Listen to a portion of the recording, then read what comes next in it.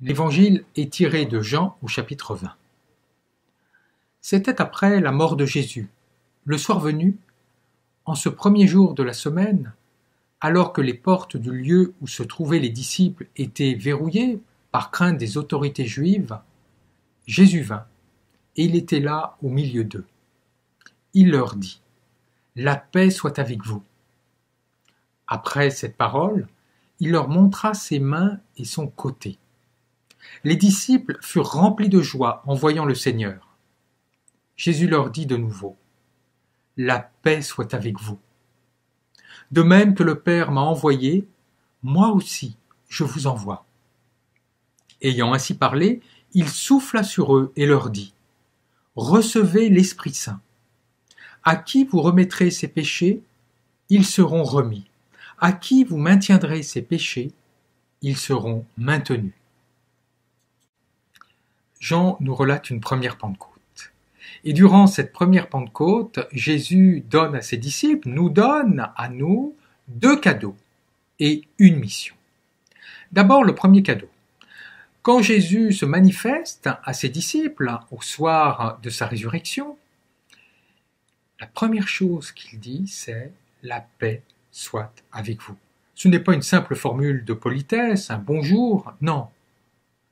Ce qu'il souhaite se réalise. Et la paix qu'il souhaite, ce n'est pas simplement une absence de guerre, une paix politique, ce qui serait déjà beaucoup. Non, ce qu'il apporte, c'est vraiment ce que devait donner le Messie. Le Messie devait apporter une paix profonde, une paix intégrale, c'est-à-dire un bien-être total dans l'individu, une harmonie avec soi, avec les autres et avec Dieu. Et d'ailleurs, quand Dieu rappelle l'alliance qu'il souhaite avec chacune et chacun d'entre nous, il dit « Je conclurai avec vous une alliance de paix ». C'est ce qu'il dit par la bouche du prophète Ézéchiel. Être en harmonie avec eux, avec Dieu, permet d'être véritablement dans un bonheur total.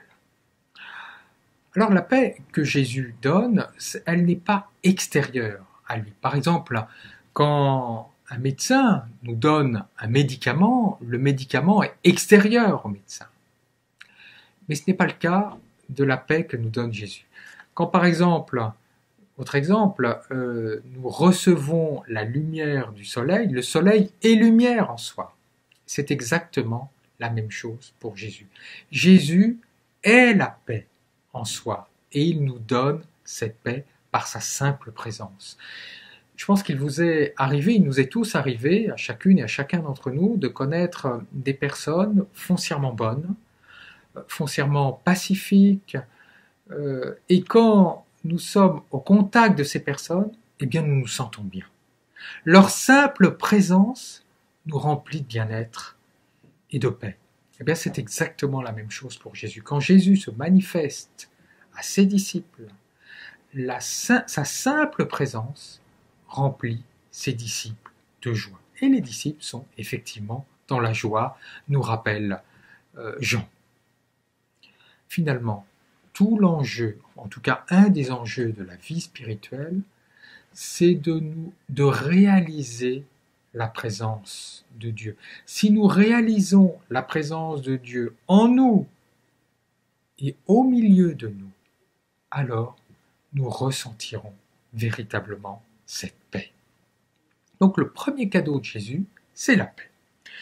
Le deuxième cadeau, c'est le Saint-Esprit, l'Esprit Saint. Alors que fait Jésus ? Il souffle sur ses disciples. De même que Dieu, au moment de la création, dans le 2e chapitre de la Genèse, a soufflé dans l'homme pour le rendre vivant, Jésus souffle aussi sur ses disciples.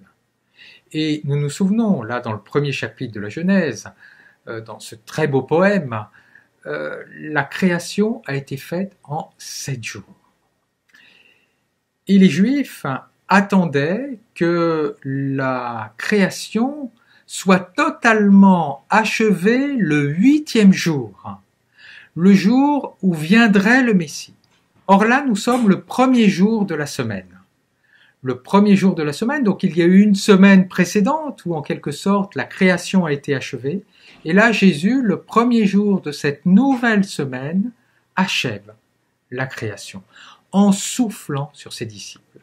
Mais, il ne va pas exactement faire comme lors de la première création, lorsque Dieu a soufflé dans l'homme. Il va faire quelque chose de radicalement différent. Souvenons-nous, dans le premier chapitre de la Genèse, Dieu est comparé à un esprit, à un vent, rouar en hébreu, pneuma en grec. Donc l'esprit de Dieu souffle sur les eaux. Et quand Dieu, au deuxième chapitre de la Genèse, rend l'homme vivant, il lui insuffle une haleine de vie. Une haleine qui, en hébreu, je cherche les mots, nefesh, voilà, nefesh, et en grec, pnoé. C'est-à-dire, c'est un souffle qui est différent de l'Esprit de Dieu. C'est-à-dire que l'homme est vivant, mais il est radicalement différent de Dieu. Ce n'est pas l'Esprit de Dieu qui est en lui. Et bien là, quand Jésus souffle dans l'homme, souffle dans ses disciples, il leur donne l'Esprit Saint. Pneuma, c'est exactement ainsi qu'est désigné Dieu. C'est-à-dire que Jésus recrée l'homme et le divinise, en quelque sorte. Saint Irénée, ce très grand théologien du IIIe siècle, si j'ai bonne mémoire, résume la mission de Jésus ainsi en disant « Dieu s'est fait homme pour que l'homme devienne Dieu ». Eh bien, on peut dire que là, la mission de Jésus, elle est achevée. Il a divinisé ses disciples. Il nous divinise aussi.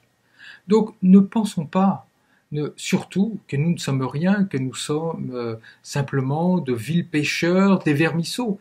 Pensez ainsi. Ce serait nier, en quelque sorte, le cadeau que Jésus nous a donné par sa venue. Quand il est venu, il a en quelque sorte couvert notre péché, mais surtout, il nous a divinisés, il nous a élevés au rang divin. Mais deuxième chose importante, nous sommes élevés. Ce n'est pas nous qui avons en quelque sorte gagné la divinité, qui avons arraché la divinité quand Adam arrache le fruit de l'arbre de la connaissance du bien et du mal. Non, cette divinité nous est donnée. Donc c'est le deuxième cadeau que le Christ nous donne, que Jésus nous donne, c'est la divinisation. Alors il nous confie aussi une mission. Il dit à ses disciples, comme le Père m'a envoyé, moi aussi je vous envoie. Les disciples continuent la mission de Dieu qui continue la mission du Père. Et il précise, ceux à qui vous retiendrez les péchés, ils seront remis. Mais ceux à qui vous les remettrez, ils seront remis. Qu'est-ce qu'il veut dire par là? Ce n'est pas les disciples qui vont pardonner à la place de Dieu. Ce n'est pas cela. Car il y a une formule très intéressante, c'est les péchés seront remis. La formule est passive. Seront remis par qui? Par Dieu. C'est une manière de dire que c'est Dieu qui pardonne. Et Dieu ne peut que pardonner. De même que le soleil ne peut qu'illuminer, Dieu ne peut que pardonner. Alors quel est le rôle des disciples? Simplement de montrer le pardon de Dieu, de parler du pardon de Dieu. Quand l'Église, durant son histoire, n'a fait que juger à certaines périodes, a condamné, a été violente, elle a en quelque sorte voilé le visage de Dieu qui est pardon, et a empêché le pardon de Dieu de se manifester. Mais quand, au contraire, nous, aujourd'hui, et c'est la mission qui nous est confiée, nous parlons d'un Dieu d'amour, nous parlons d'un Dieu de pardon, nous manifestons les uns envers les autres le pardon, alors nous montrons le véritable visage de Dieu et nous permettons aux chercheurs spirituels de se mettre en harmonie avec ce Dieu de pardon. C'est vraiment notre mission. Et la question qui nous est posée, c'est comment, dans nos actes, nous manifestons ce pardon de Dieu. Comment, par nos paroles, nous manifestons ce Dieu de pardon. Donc, le Christ nous confie une mission, montrer le pardon de Dieu, laisser se manifester le pardon de Dieu. Alors pour conclure, souvenons-nous des 2 cadeaux que le Christ nous donne à cette Pentecôte. Tout d'abord la paix, d'autre part la divinisation, il nous élève au rang divin, et enfin il nous confie une mission, une belle mission, montrer le pardon de Dieu.